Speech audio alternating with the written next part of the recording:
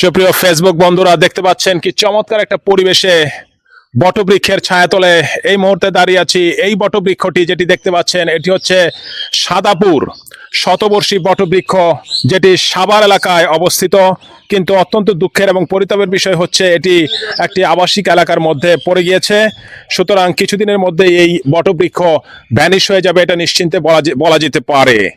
দেখতে পাচ্ছেন বেশ অনেকগুলো কাণ্ড শাখা প্রশাখায় বিস্তৃত বিস্তৃত এই শতবর্ষী বটবৃক্ষ।